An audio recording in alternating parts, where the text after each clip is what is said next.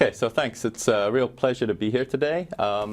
It's different conditions than what was planned, and I'm really impressed with the organizers for being able to react so quickly to the changing developments. So it's really a pleasure to be here. I'm Andy Carvell. I'm going to talk a little bit today about how we approach growth and retention at SoundCloud, and specifically around mobile growth.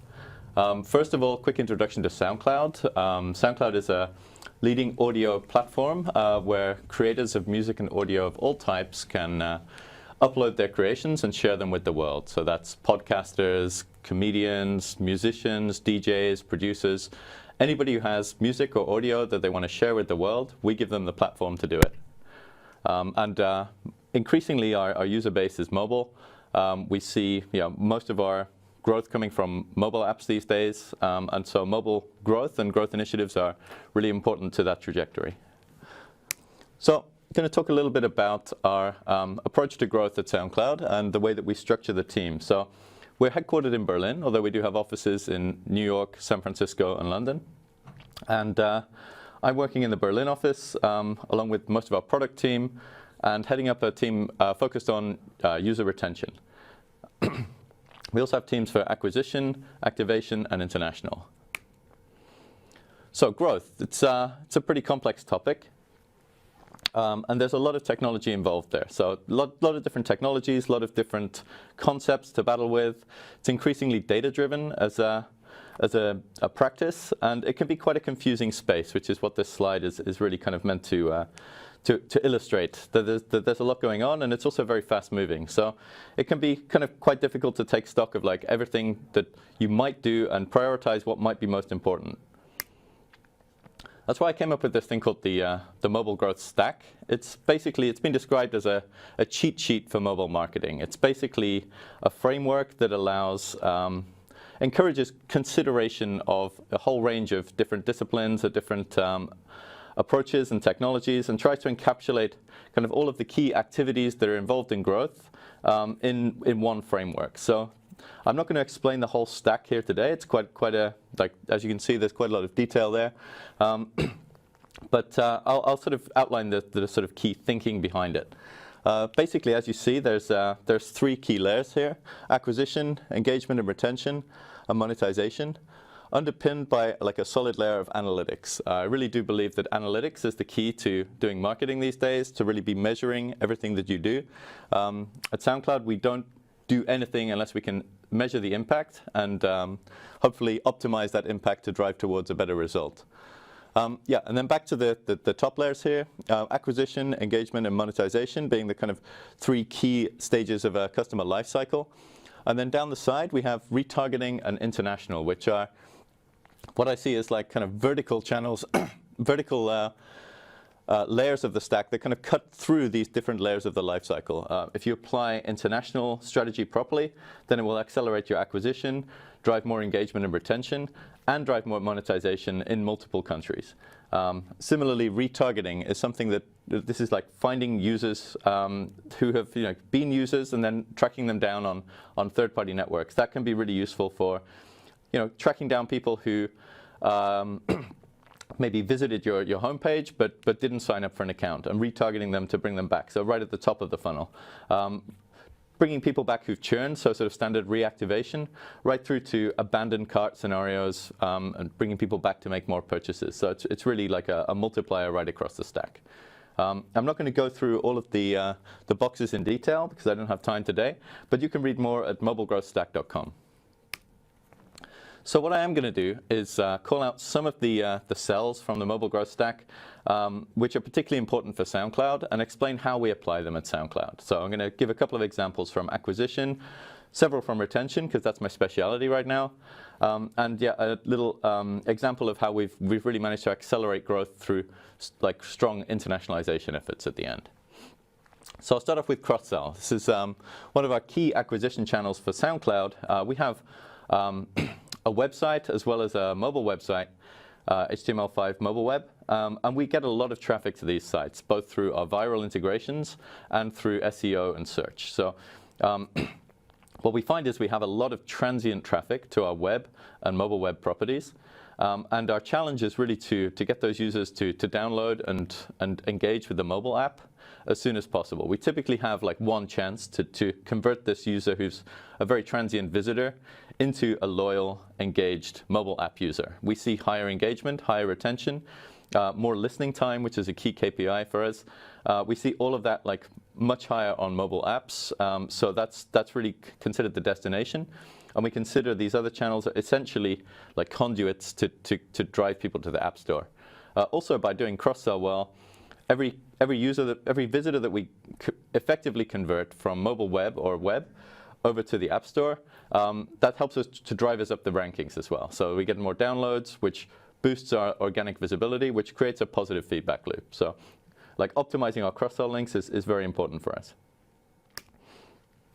Speaking of the App Store, the App Store is basically the landing page for your app, whether it's talking about the Apple App Store, Google Play, or a third-party store. So optimizing that page for conversion becomes super important. This is a conversion optimization challenge. You're also setting the right expectation for with the user in terms of what they should expect when they actually download the app. So actually your onboarding starts in the store too. But ultimately, if there's one objective of the App Store, it's about driving conversion. So last year we built our own like kind of fake App Store, a copy of the App Store, which we could use to A/B test. So it's basically we used Optimizely to swap assets in and out, and we drove a portion of our traffic there so that we could optimize for conversion exactly this. We could swap out screenshots, play around with the title, play around with the description, without changing our real store presence to see which was going to convert better, and then applying those learnings back to the store.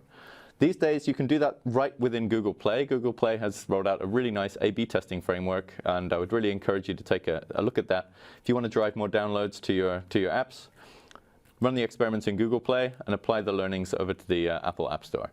There are also some nice third-party tools that can help you with this, including Split Metrics and Test Nest, I believe. So still on the subject of App Store optimization, one thing which was really key for us was driving good ratings in the store. And we do that with a really nice in-app campaign, which serves a couple of purposes. We ask all of our new users, after a couple of sessions, the standard NPS question. So for those of you who don't know about Net Promoter Score, it's basically a question where we ask, how likely is it that you would recommend SoundCloud to a friend or colleague? And they give you a rating between 0 and 10. If they give us a low rating, we ask the users for feedback. So in other words, what can we improve and how can we do things better? If they give us a really high rating, we say thanks very much and please rate us in the store. Just on this note, this drives a ton of additional high-value ratings for us that really increases our ratio of 5-star reviews in the store, which has a demonstrable impact on our conversion rate. We work a lot to try to drive virality within the app. Now, an app is typically not viral unless it's that you've got a good product market fit and that users are really appreciating the app.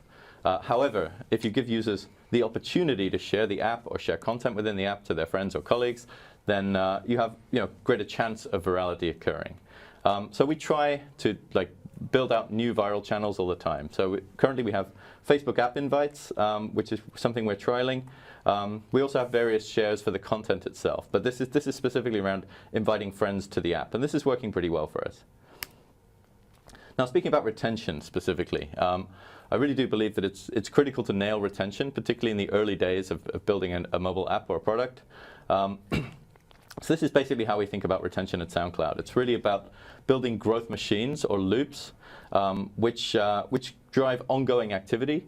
And really trying to keep users, build habits that the users will keep coming back and keep using your app more often. And then when they fall out of those loops for whatever reason, if they churn, work on reactivating them. So we think about retention in terms of bringing on new users more effectively, growing a repeat user segment, so basically turning all new users into repeat users who are coming back month on month, and shrinking the bucket of returning users, as we call them. These are users who we didn't see them last month, but they come back again this month, and then we maybe don't see them for another couple of months. So it's about sort of shrinking this casual user bucket and turning them into repeat loyal users and driving up in visit frequency. how do we do that? There's a bunch of ways. The example here is what we call a drip campaign. It's an in-app message campaign that we deliver. We test different messaging, different trigger points. This is an onboarding campaign that I'm showing here. So it's basically different messages designed to help people understand how to use the app and to drive key actions, which we see as like key leading indicators of engagement based on our analytics. Activity notifications is another big one. So like we're a platform, we have a lot of stuff happening on the platform that's sort of independent of the user interaction. So in other words, a user might follow a bunch of artists, and those artists might release new content onto the platform. And those users want to know about them. So if I'm a big Britney Spears fan and Britney Spears drops a track, then yeah, I want to hear about it. So yeah, we built in the retention team a really nice activity notification service. It's still very much a work in progress. It's a big project. But it's probably one of the most impactful initiatives that we can work on at the moment. And so we're already driving some really nice impact on this. We're delivering over I think 100 million push notifications per month right now, and we'll increase that more. But of course, it's very important to also make sure that you're delivering smart, timely, and relevant communications, that you're not annoying users. Speaking of like how you measure the impact of push notifications. It's really important to understand that a push notification is more powerful than just the amount of people who click on the notification and open the app directly from that notification. So we look at influenced opens to really understand what is the real impact of push. So this is an example. It's a model that I think was published by Urban Airship, but there's various different impact attribution models that you can use. But it's essentially about establishing a baseline of activity and understanding what is the typical user engagement in a particular time frame, and then measuring that increased engagement that happens after you send a push. And it works on sort of a time decay model. So I think it looks at 12 hours after the push was sent, and to see if an app was opened like with more regularity than it would have been normally. And from that you can sort of project or infer the real impact of your push campaign. Deep linking is also something which is super important for retention. So when a user already has the app installed and they land on one of our other properties, perhaps through a search link or a viral link from an integration with Facebook or Twitter or Tumblr, they'll land on our mobile website. But actually we really want to get them back into the native app as quickly as possible. For new users, of course, we want to get them over to the App Store, as previously explained. So we have two different flows, depending on whether you're already a user or whether you're somebody who we can hopefully turn into a user. So in the case of the mobile web, we have a Listen on SoundCloud iOS banner here. And if you have the app installed, it'll deep link you directly into the content within the app. If you don't have the app installed, it'll take you over to the App Store to install the app. And finally, I'd like to talk just briefly about internationalization and how localizing your App Store assets can make a really big difference to your acquisition rate. So these are the stats that we saw, month-on-month growth in installs, by the way, after localizing our App Store metadata. So this is not about localizing the whole app itself or any of the content. This is just localizing our App Store. So call to actions on the screenshots, descriptions, title, just localizing that stuff. These were the results we saw. So as you can see, mostly very positive, with a couple of exceptions, which is sort of a cautionary tale. We actually saw installs drop in Japan and China after we localized those stores, likely because we didn't have a really good job on the translations. So it's sort of a cautionary tale that you really have to understand the local market and have someone who really understands your product doing the translations. Otherwise, you can make mistakes. So that's it from me. I would normally ask the audience if there are any questions, but I'm in a studio today. So. Well, there is a question, though, Andy. Mm-hmm. We just received, and that's about something I think you can address today. Fantastic. What was your biggest learning the last couple of 6 months while using this type of measurements? Biggest learning in 6 months? Yeah. Okay, I would say that push notifications are incredibly powerful. We hypothesized that we could drive a lot of impact with push. We were pleasantly surprised to outperform those projections. We've seen new user retention increasing 2.5% almost month on month for the last couple of months, in like absolute terms. But I'd also say, when I say powerful, that's also, they also have the power to really annoy users. We actually saw our push opt-in rate drop quite substantially after we started testing and rolling out our activity notifications. And so we had to dial back a little bit on the sort of level of, the quantity of push notifications we were sending. So, but also maybe the type of message you sending as a push notification. Certainly, we're also working to improve the click rate and which ultimately means the relevance of the messaging. That's super important as well. You shouldn't be bothering people with messages that they aren't interested in, or telling them about things that they don't care about.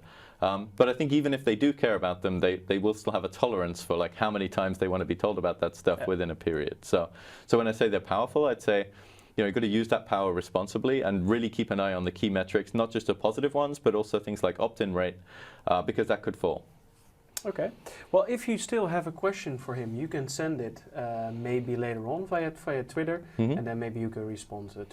Yeah, absolutely. Of course. So thank you very much.